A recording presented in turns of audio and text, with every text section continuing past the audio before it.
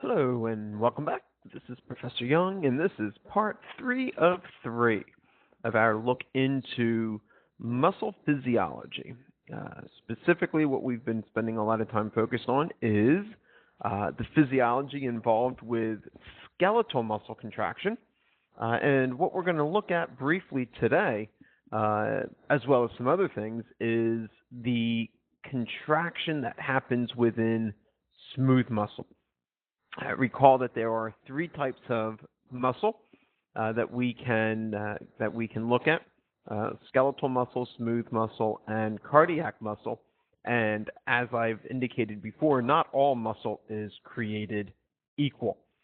And what we mean by that is the anatomy and the means by which it contracts varies between skeletal muscle, smooth muscle, and cardiac muscle. And so we need to take that into account. And so what we've really been focused on, this whole concept of acetylcholine diffusing across the synaptic space between the synaptic end bulb and the sarcolemma of the muscle fiber, and then that acetylcholine going down and diffusing into the sarcolemma, reaching the sodium gates, which triggers the opening of the sodium gate. Sodium rushes in, which sparks the action potential. That action potential moves to the next sodium channel, which opens up those. Sodium rushes in. The action potential is propagated to the next sodium channel, to the next sodium channel, to the next sodium channel, until that action potential gets down into the T-tubule. And remember, at that point in time, the action potential will go ahead and trigger the voltage-gated calcium channels of the terminal cisterns located in the ends of the sarcoplasmic reticulum to open, releasing calcium into the sarcoplasm, at which point in time the calcium will bind to troponin, which is going to spin the tropomyosin, which is going to uncover the actin. At the same point in time, ATP binds to the myosin on the thick myofilament, and allowing the actin and the myosin to go ahead and bind to one another. When that happens, energy is released in the form of a phosphate and the ADP, which allows the power stroke to happening, which is going to pull the actin and thus pulling the thin myofilaments in towards the Z line located within the sarcomere. And that's going to cause shortening of those myofibrils, which is going to cause shortening of the muscle fiber overall. At that point in time, another ATP comes in, binds to the myosin, which disengages the actin and the myosin. A phosphate is released off of that ATP, creating an ADP, which allows the myosin head to reset. While this is going on, remember that if the another action potential is sent down the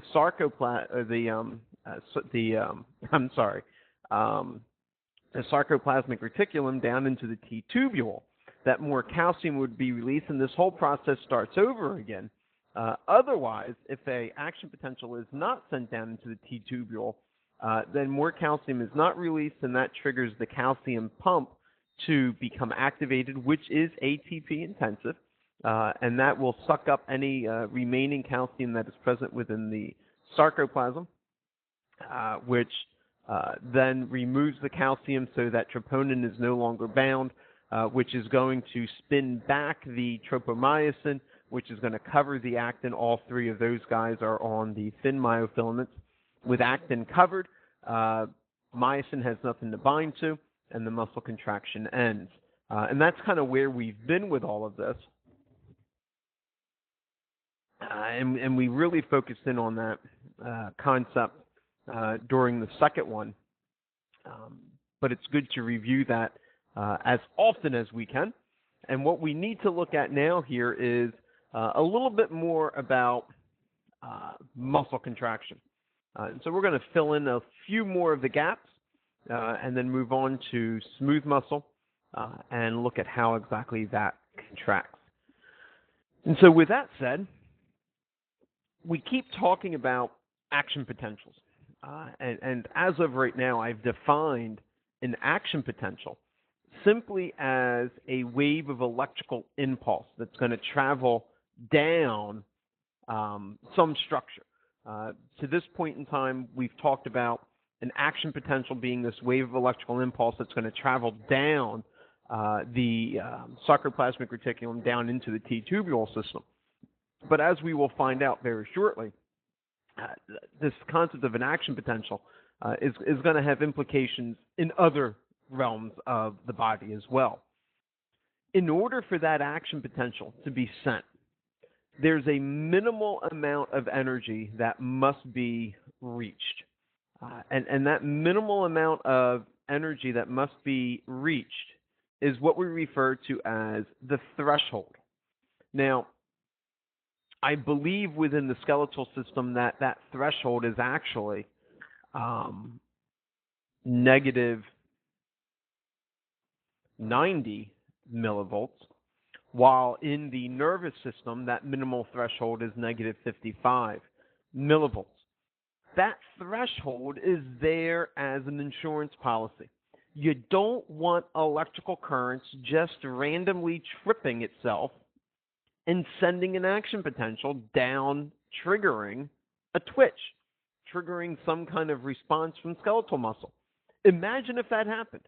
Imagine if action potentials just poof, went. You'd be flopping and spazzing all over the place. And so the concept of the threshold is there to ensure that only a desired response is achieved. Is it a perfect process? No, it's not. Right? Not by any stretch of the imagination is this a perfect process. But it does work, and it works probably 95 to 96% of the time. So that's the first thing we need to understand here, is that minimal threshold needs to be achieved. You need to build up a certain level of electrical potential before the contraction will occur. Now, you may be asking yourself, Young, what's up with this? What's up with that negative 90, negative 55? How can you have negative voltage? How can you have less than zero voltage? Well, good question. That negative there does not mean the amount of voltage. That negative 90, negative 55, is simply referring to, now get this, it's simply referring to location. What we're saying is we have more of a negative charge built up on the outside of the cell membrane than what we do on the inside. Pay attention to what I just said. That negative there has nothing to do with the amount of voltage. That negative there is a directional term for us. It's a directional indicator. And what it tells us is, again, that there is more of a negative charge on the outside of the cell than what there is on the inside of that cell membrane. All right? Keep that all in context, because that's going to be critical. Because one of the things that propagates or sustains an action potential over a long distance is this concept of positive ion movement. Positive ion movement is what is going to sustain and or propagate or initiate an action potential. So that's going to come in to become a very critical aspect for us as we move forward. Once that threshold has been met, then what will happen is a contraction will occur. In other words, muscles will contract, and at the end of that action potential, a muscle will relax. And we refer to that as a twitch. One complete cycle of contraction and relaxation is known as a twitch. All right? How does this all relate? Well, if we look at this diagram here before us, we see really three distinct regions of a muscle contraction. And that's what you're looking at here. You're looking at a typical muscle contraction. Sine wave, basically, is what we're dealing with here. The stimulus is whatever is, that's point one. That's going to be whatever is going to cause the contraction. Right? Maybe it's a shiver, maybe it's a movement, maybe it's picking up a pencil, maybe it's sitting up, maybe it's walking, whatever it is. That stimulus is there. Now, what we see occur next is what happens really in between stages 1 and 2, which is known as the latent period. Now, the latent period is simply that time between the stimulus and the actual start of the contraction. The muscle's not contracting. It's tensing, but it's not contracting. Right? There's tension in the system. There's tension in the system, but no contraction has occurred. If you recall, when we talked about no, I won't go there because we haven't covered it here in the Wimbledon session. That'll make a little bit more sense to you in about 5 minutes. Right? But that latent period there simply refers to or goes back to this concept that there is tension within the filament, but no contraction yet. Now, the period between 2 and 3, this area right in here, between 2 and 3. So we're looking at this area right here. This here is referred to as the contraction phase. This here is referred to as the contraction phase. With the contraction phase, muscles are contracting. Now think about what has to happen in order for the contraction phase to occur. An action potential has to happen, which means that at some point in time, and it actually happens right in here, we must meet threshold. All right. That has to happen. Calcium needs to be released. All of that series of events that we talked about with the sliding filament theory all needs to play out. That all happens during the contraction phase. That tension builds to actual kinetic energy. It turns into motion or movement. Now, by the end of the contraction phase, and we're going to define the end of the contraction phase somewhere right up and around this area, right up in this area here, right, the end of the contraction phase.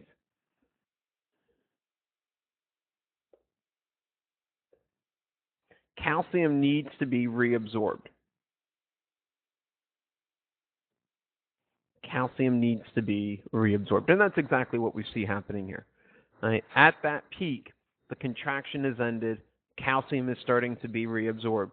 And notice you've got a very quick decrease in the amount of tension, amount of energy, amount of electrical impulse that is present within the myofibers. Why? Because the action potential is done, long gone. That's why. And in fact, we refer to that area between areas of 3 and 4 as the relaxation phase. The relaxation phase is where, this is really steps 4 and 5 of that sliding filament theory.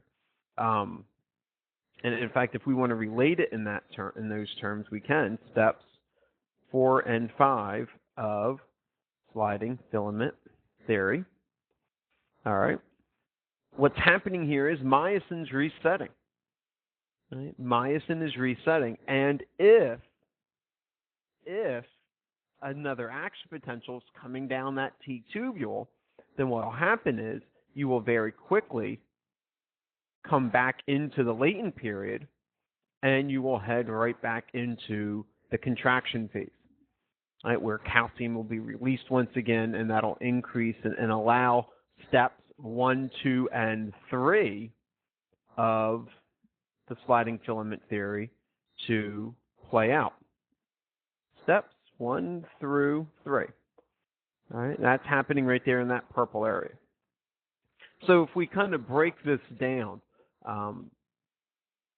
this is the impact that a threshold will have, and collectively,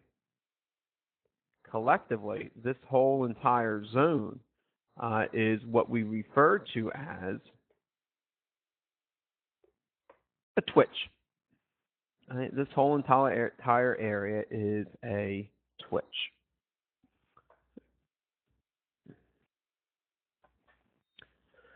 Let's take this a step further.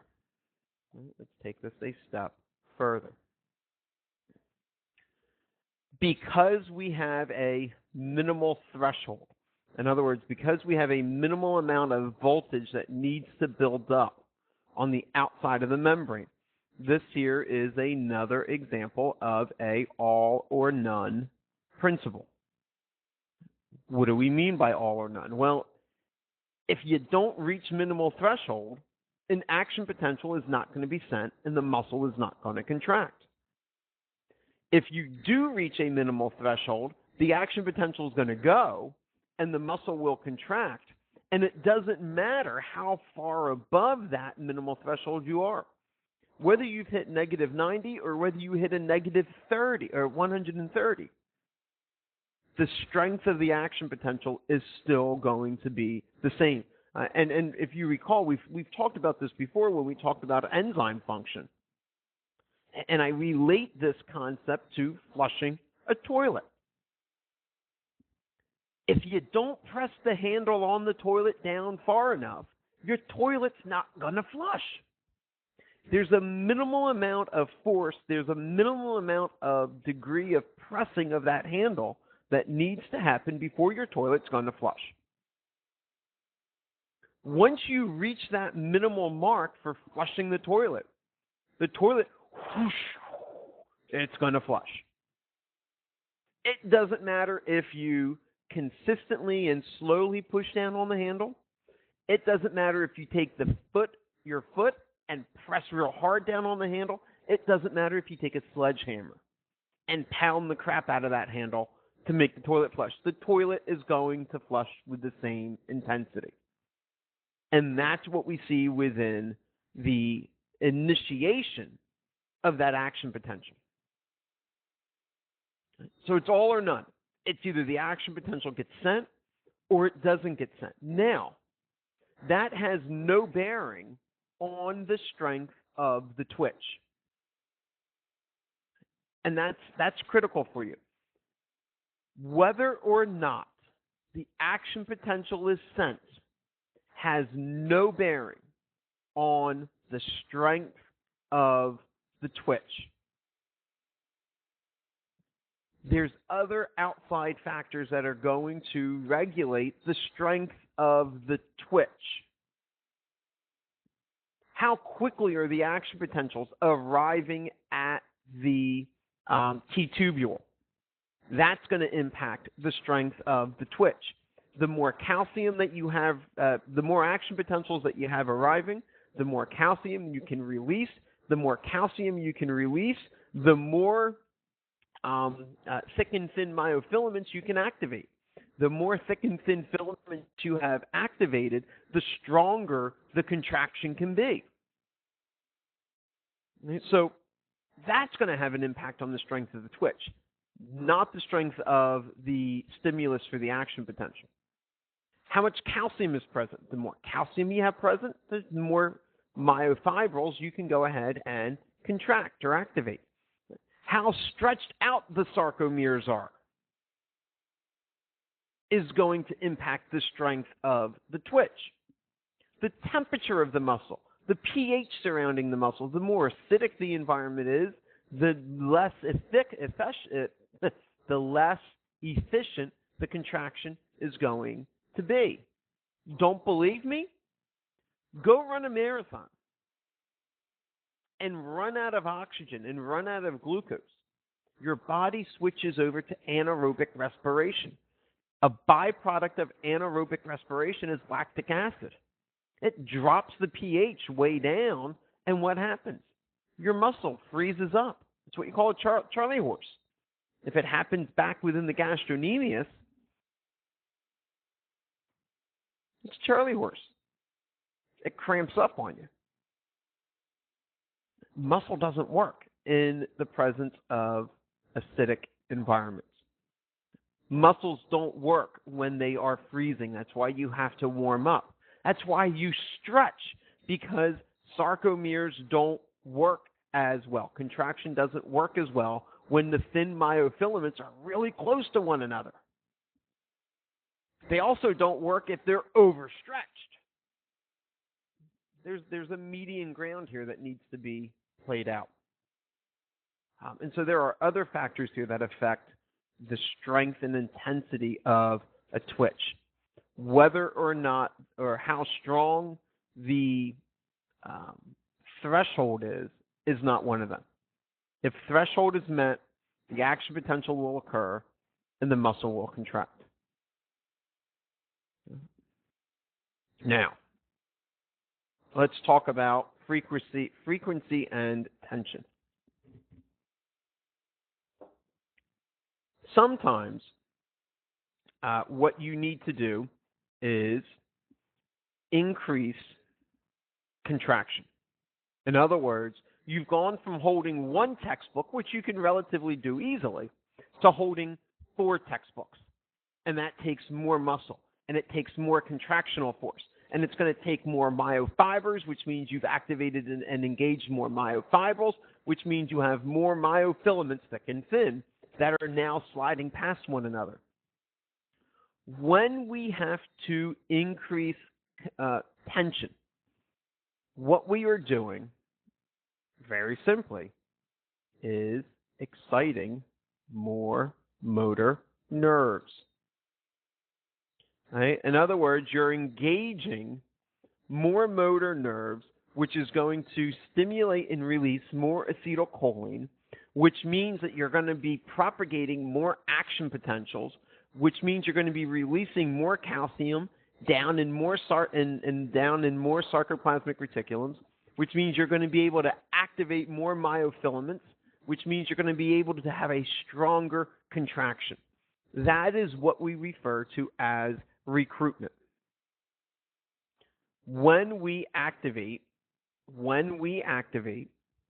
more motor neurons that are going to innervate or connect with skeletal muscle, we are going to be activating more myofibers, which is going to produce a stronger contraction. So when you flex a muscle, when you contract a muscle, you're not necessarily engaging every single myofiber that is making up that muscle. You're only contracting enough and applying enough force to do the job that you need. Otherwise, you would be wasting a buttload of ATP. And you would be using up a buttload of calcium. We have to be conservative, and the body does that. It only is going to activate or recruit enough fibers to do the job that you need. Imagine if you activated the same amount of myofibers in your forearm in your hand to pick up a brick that you do to pick up a pencil. You'd be wasting tremendous amount of energy. And so the body regulates that.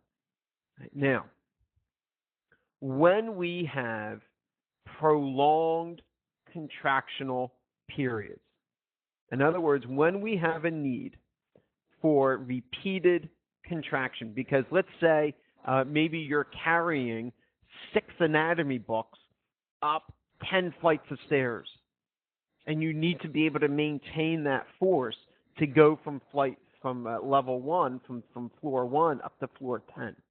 Well, what we refer to that as is TREP. Right? TREP is the increase in tension with repeated stimulation. Wave after wave after wave after wave after wave of action potential coming in and hitting that voltage-gated calcium channels within the terminal cisterns down within the T-tubules to release calcium after calcium after calcium after calcium. That's TREP. And TREP can happen within 2 states. It's what we refer to as incomplete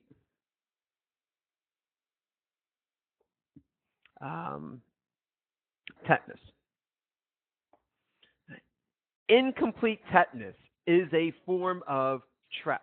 It's a form of increased tension within the muscle that leads to repeated and prolonged stimulation and contraction. All right?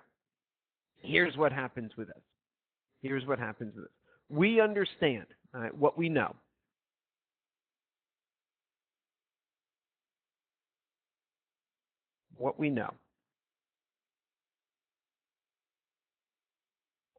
We understand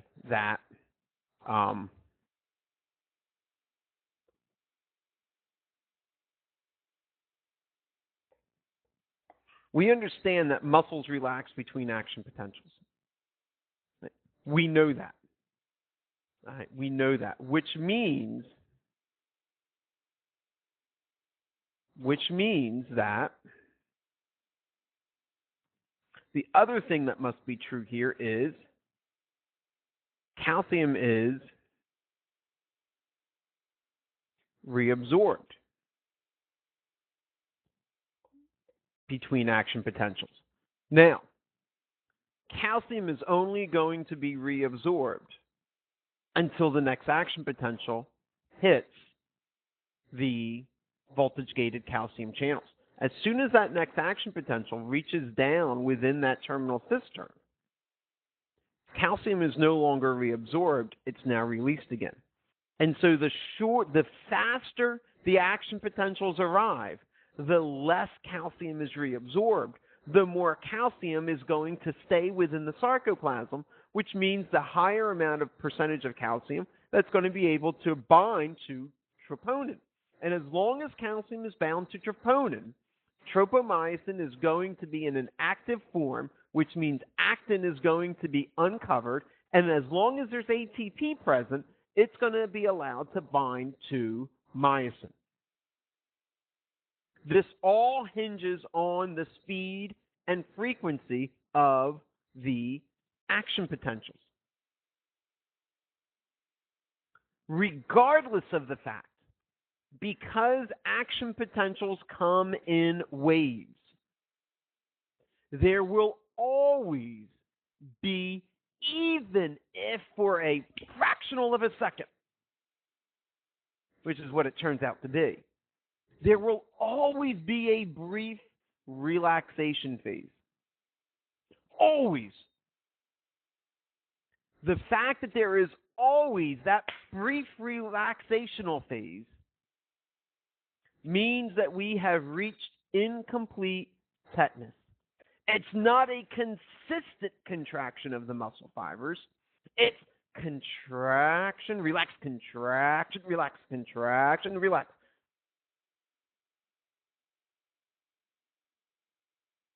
Depends on the speed of the arrival of those action potentials.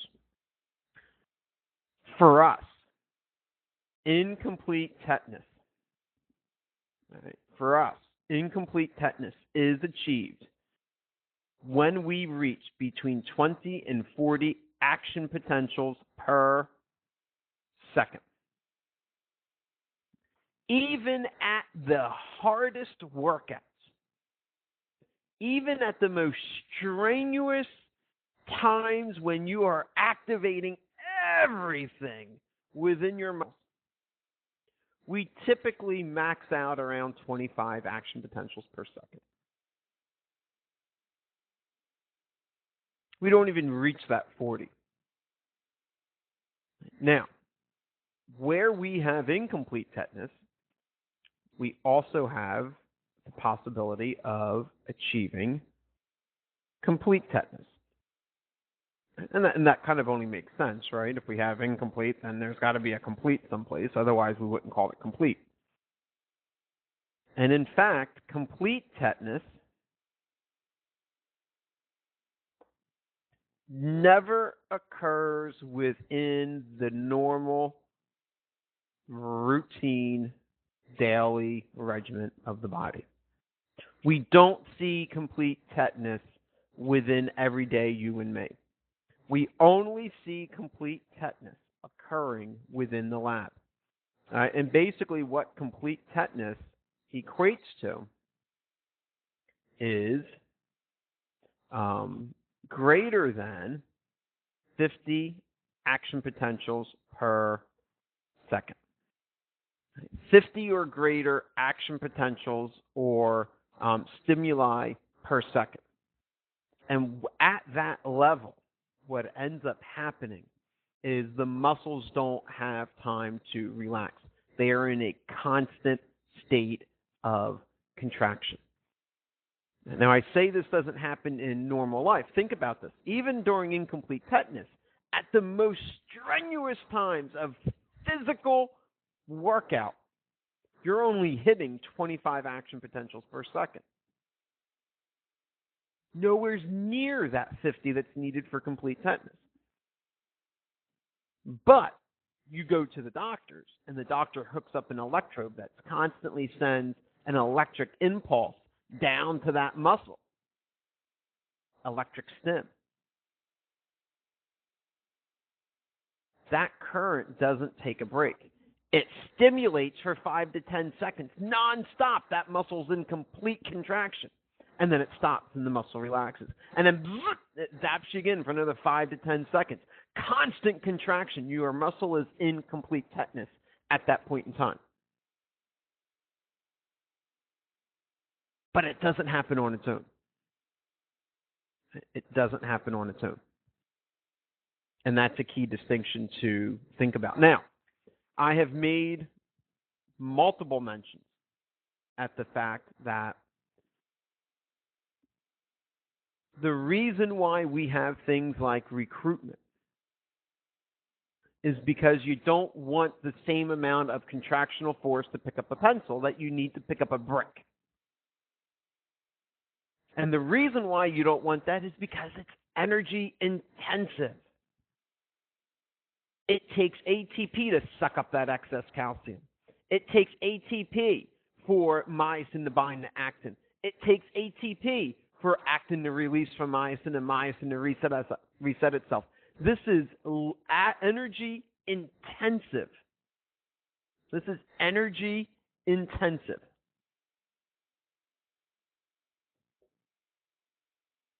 And so the question is, where's all this energy coming from? Where is all of this energy coming from? And the answer is found within two proteins, kinase and creatine kinase. Myokinesis and creatine kinase.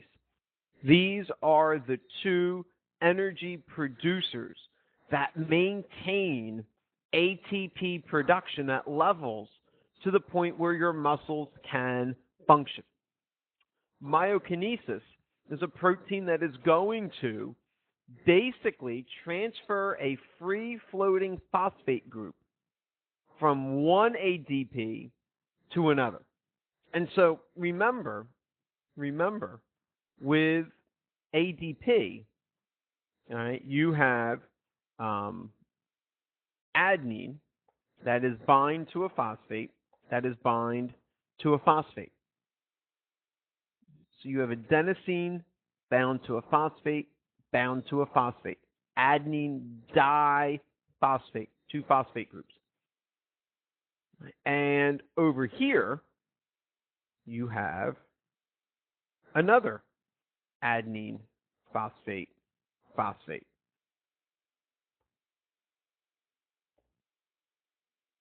Well, what myokinesis will do is it will swoop in.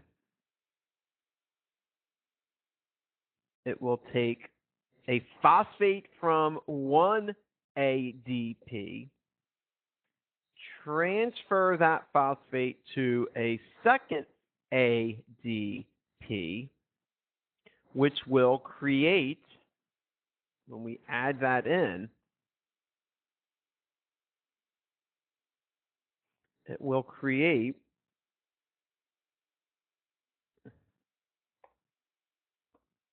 ATP. And that's exactly what we have here. We now have ATP that has been created, adenosine triphosphate. That ATP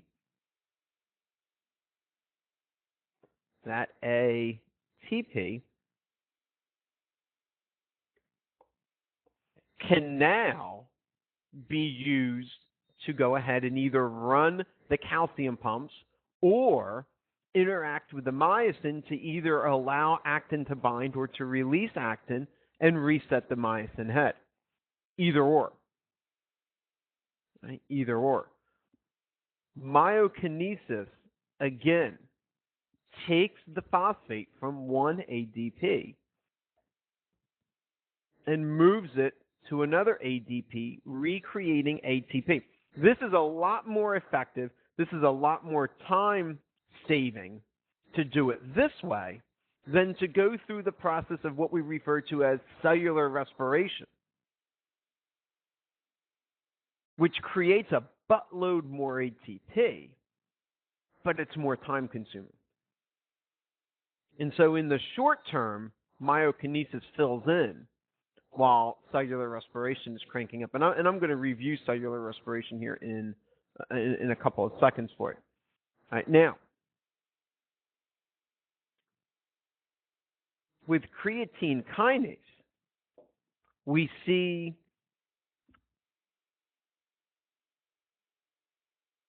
another protein referred to as creatine kinase that will go ahead and remove a phosphate from creatine phosphate and take that phosphate and attach it to an ADP, creating an ATP. So it's taking a spent ATP, and when I say and what a spent ATP is, it's ADP. We've spent the phosphate on it, and we've knocked it down to an ADP. And so it takes a phosphate from creatine phosphate, adds it onto the ADP, creating an ATP. Creatine kinase is even faster moving and faster acting than what myokinesis is. Creatine kinase is even more effective in the short term. And this is key. Both of these are short-term processes. The body cannot sustain itself on the level of production over a long period of time. It needs to rely on cellular respiration, which, again, we'll talk to here about in a couple of seconds. Right? But the bottom line is, these are two ways in which you can get a quick boost of ATP to be able to run the calcium channels, the calcium pumps, as well as use the ATP to allow actin to bind to myosin and for myosin to release the actin and reset the myosin head. All right. Now, typically what happens here is myokinesis and creatine kinase are functional. These guys are functional for about the first 30 seconds. And yes, I know I spelled the first one. Right, these guys here are functional for about the first 30 seconds. Right. Why the first 30 seconds to a minute? Well, Because here's what happens. When you start out running, all right, even before then, your body has the ability to reserve about 30 seconds worth of ATP. That's about it. Your body does not stockpile ATP because ATP is unstable. ATP is so high energy that third phosphate group, boom, disassociates itself with very little triggering.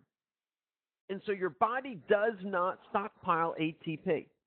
Because if it did, it would just disassociate, it would break down, and you would have wasted all that time producing ATP. So it keeps enough on hand for about 30 seconds. All right. What happens is at the end of that 30 seconds, you start running, you're running. T-Rex is chasing you down the street. It wants your sub. It wants your Italian hoagie that's in your hand. It's chasing you down the street. You need to pick up and hightail it out. Your body has enough ATP stored to keep those muscles going for 30 seconds. At the end of those 30 seconds, myokinesis and creatine kinase jump into action to replenish that ATP and creating more ATP. Needs more ATP. It will do that for up to about another 30 seconds to 45 seconds. That buys your body about a minute to a minute and a half. Your body needs time to kick in the respiratory system, to suck in the oxygen, to get it into the blood, to deliver it to the tissues so that it can start this process known as aerobic respiration or cellular respiration. Cellular respiration is a highly effective means of creating ATP. It's a highly effective mean of creating ATP. How does this all go down? I'm glad you asked. Well, here's the key to cellular respiration. Glucose. Cellular respiration takes a molecule of glucose, one molecule of glucose, and it will create, and this is so fascinating, I'm going to type this out. One molecule of glucose will create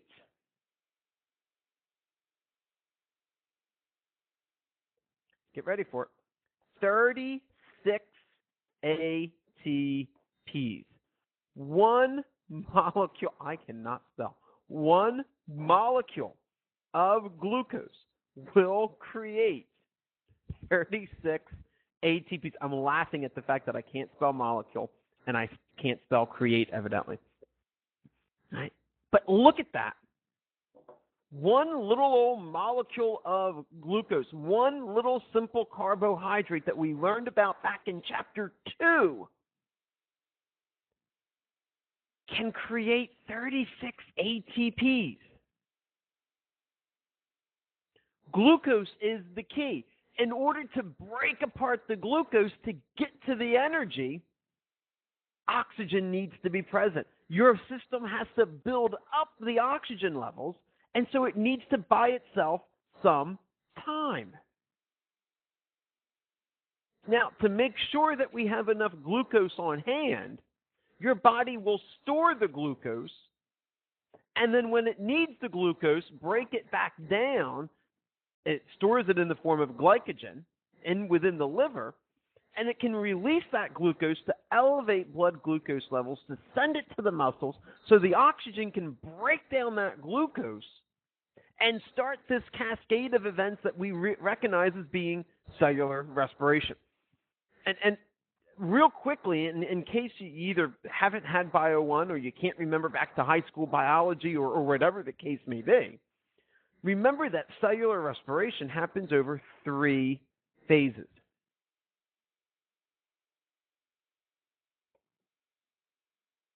And I'm going to try to spell correctly. Phase 1 is glycolysis.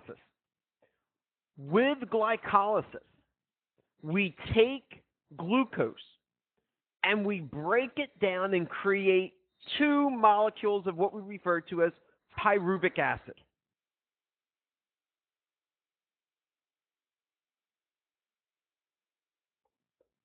One glucose creates two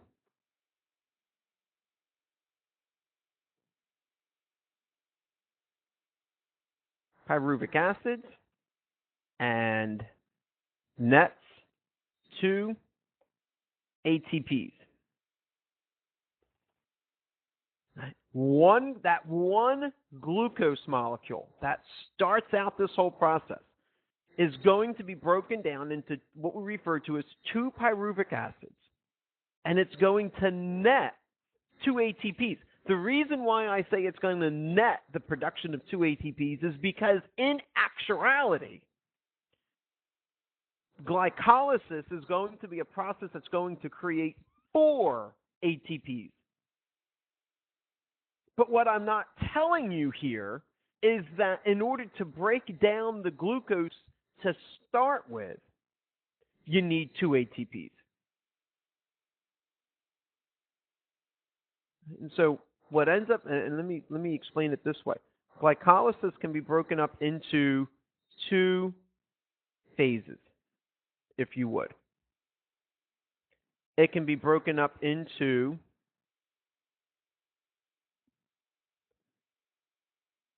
the investment phase, and it can be broken down into the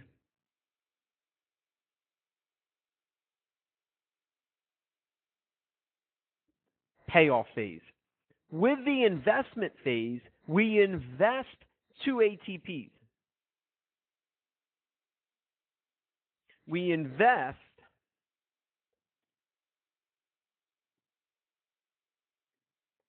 two ATPs.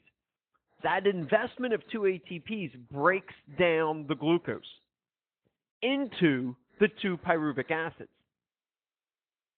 While we are creating those two pyruvic acids, though, we are in the payoff phase creating four ATPs.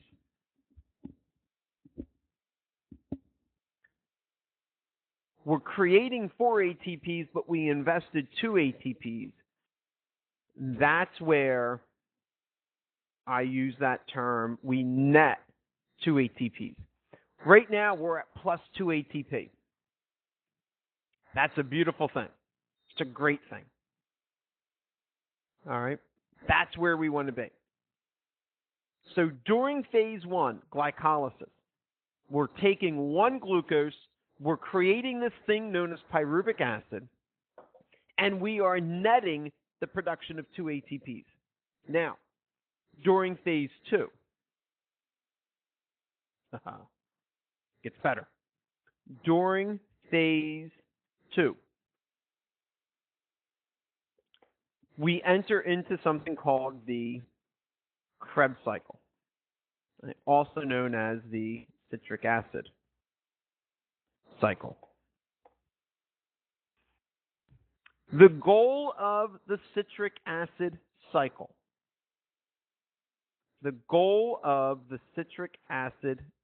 cycle, is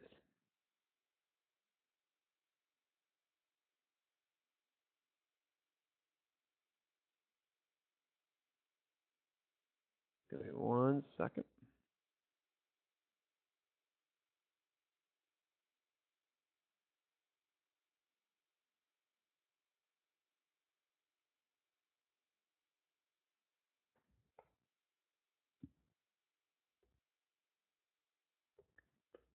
To produce electron carriers. That's the goal of the Krebs cycle, to produce electron carriers. How does it do that?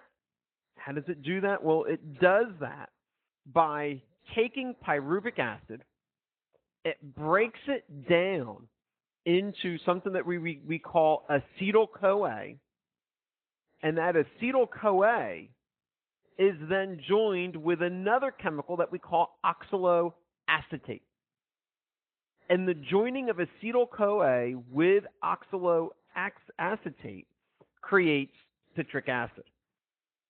And then the rest of the Krebs cycle is all about breaking down the citric acid to create these electron carriers plus oxaloacetate, which is what we start with. So let me break that down for you one more time. The Krebs cycle is all about taking the pyruvic acid that was created during glycolysis. It turns the pyruvic acid into acetyl-CoA, acetyl coenzyme A, and acetyl coenzyme A joins with oxaloacetate to form citric acid. And the rest of the Krebs cycle is spent breaking down citric acid into these electron carriers plus oxaloacetate. What you start with is what you end with the Krebs cycle. Now, phase 3.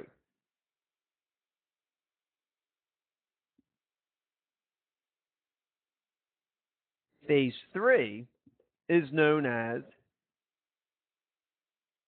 electron transport system. With the electron transport system, we take the electron carriers produced during the Krebs cycle and we basically strip the energy of electrons.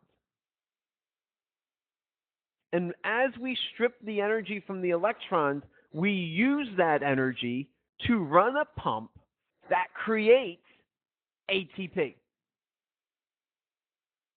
Now, depending on the book that you read, some books estimate this process of cellular respiration at creating 36. Some say 38. I'm gonna use the more higher end number here, just for the sake of argument.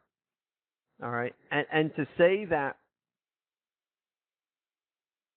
phase 3 is going to produce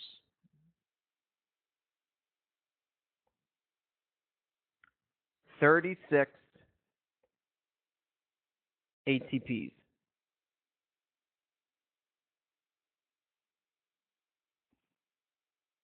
So all in all, we actually create 40 ATPs through the process of cellular respiration. We create 40 ATPs. But remember, we invested 2, so that knocks us down to about 38 ATPs, 36 to 38 ATPs they estimate at cellular respiration producing. And that's exactly what you see here on this. All right.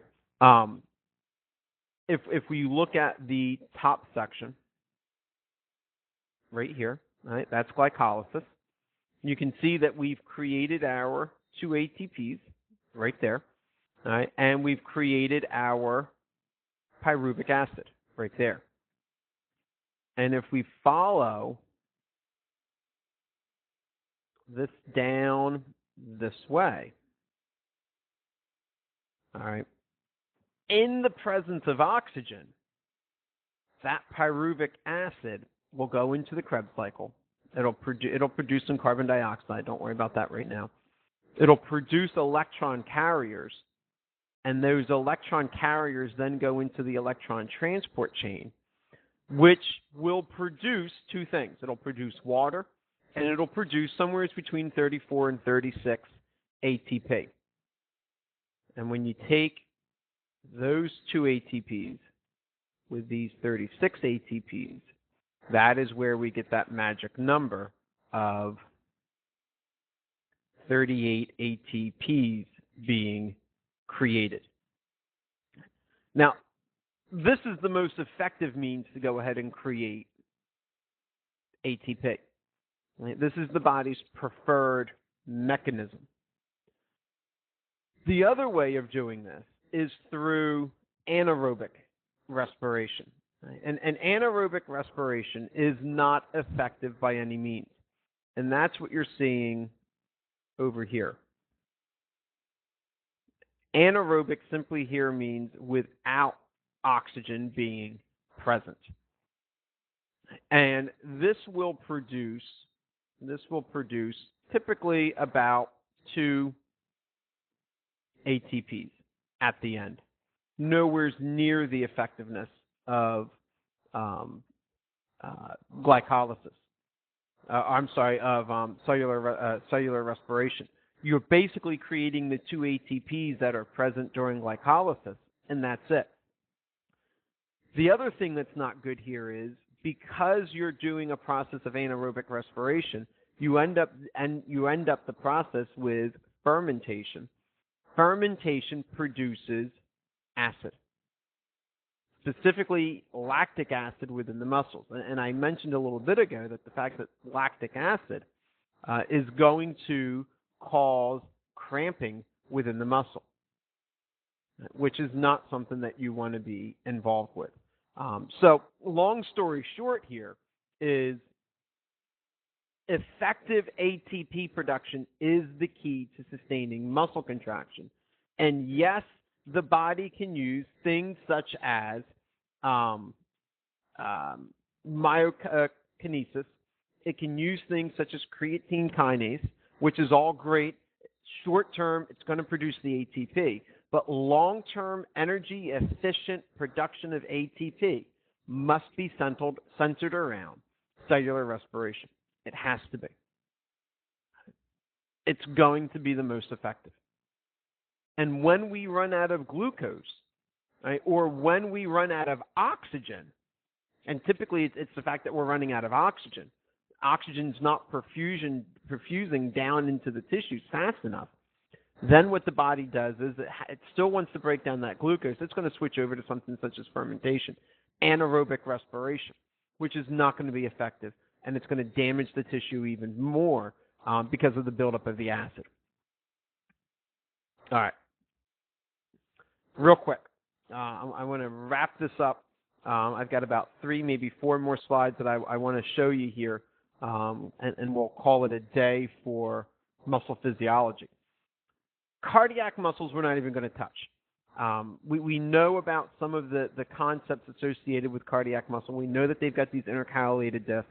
We know that these intercalated discs are going to aid cellular communication so that all of the cells within a particular region of the heart function as one cell. And that concept of all of the cells functioning as one cell is a term that we refer to as autorhythmicity. We also understand that there's large T-tubules, there's going to be less developed sarcoplasmic reticulums, and that's all stuff you will cover in A&P2.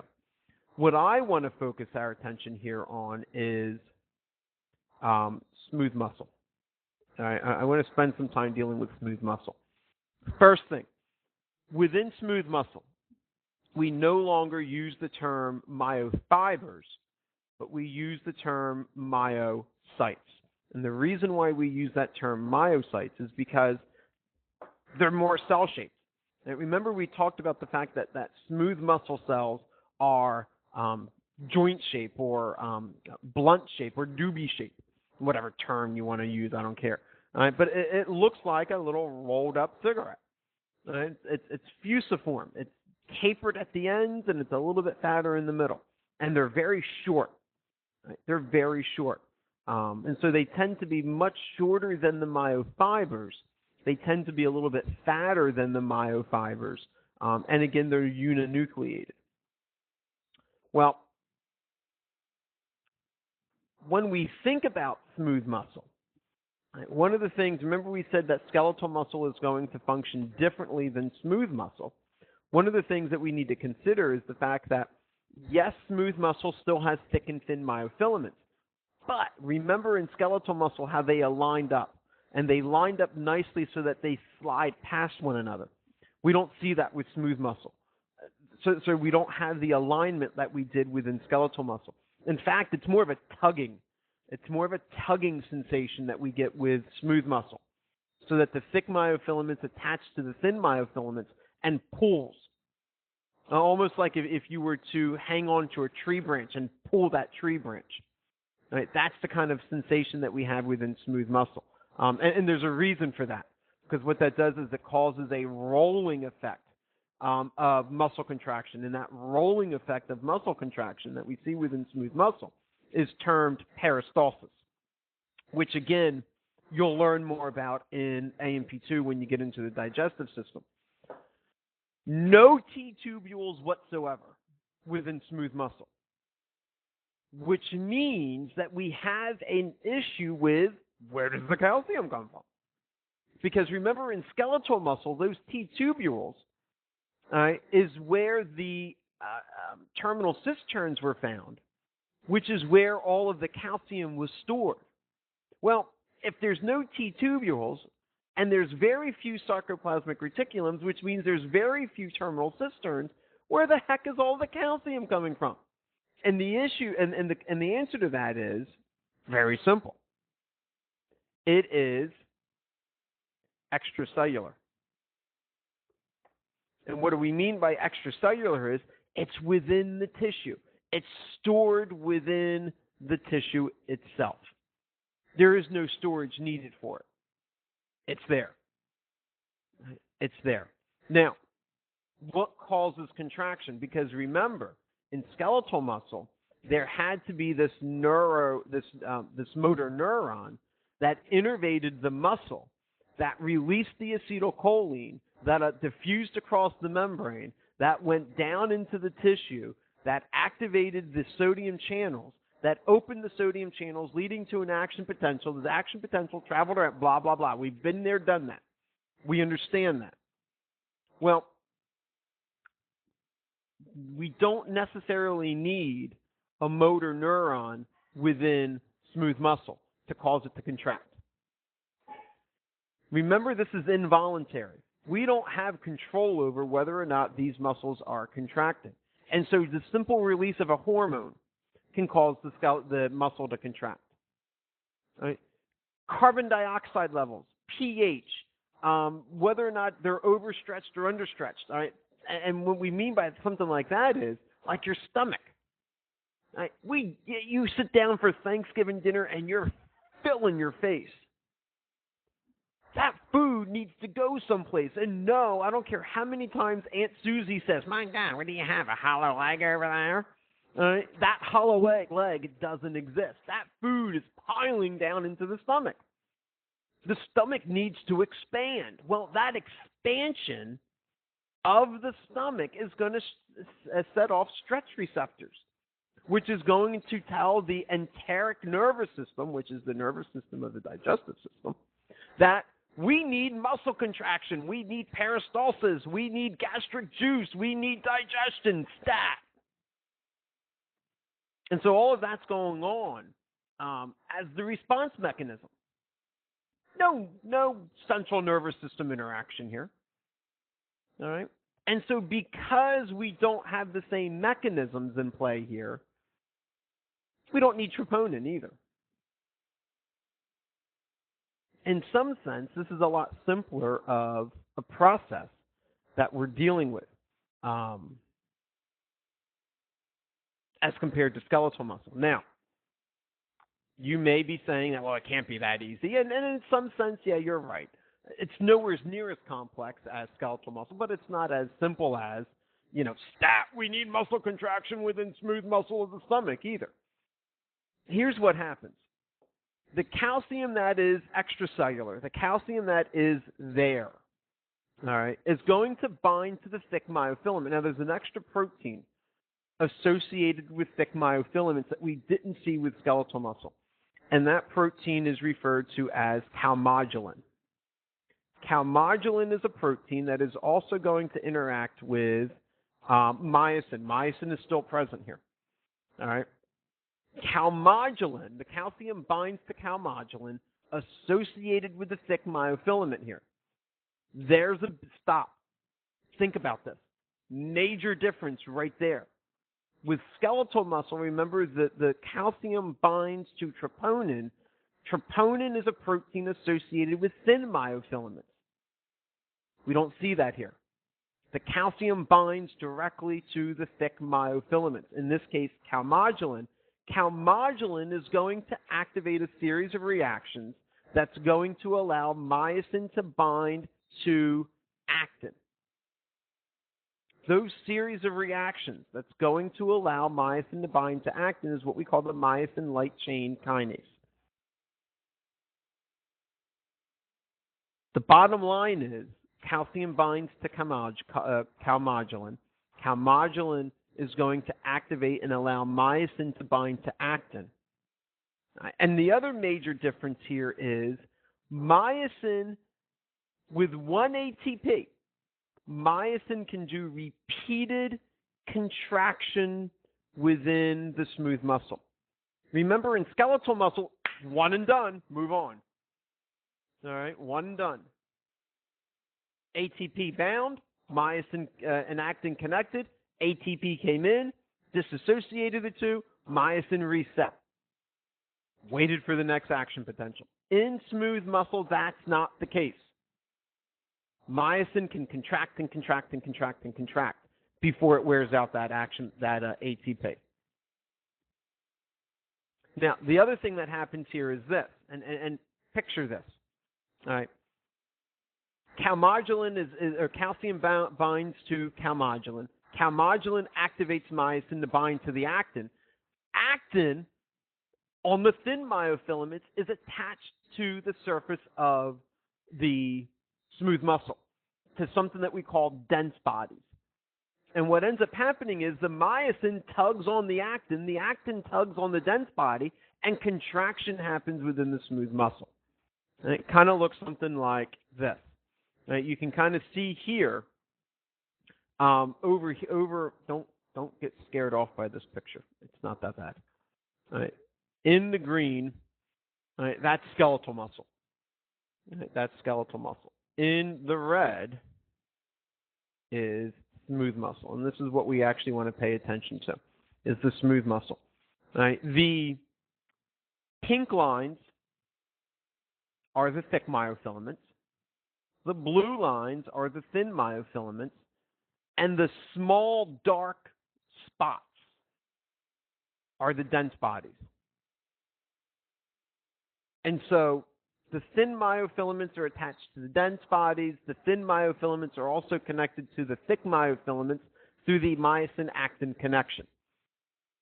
Calcium binds to calmodulin. Calmodulin activates myosin to attach to actin. Thick myofilaments yank and tug on the thin myofilaments, which are attached to the polar bodies, which contracts the muscle.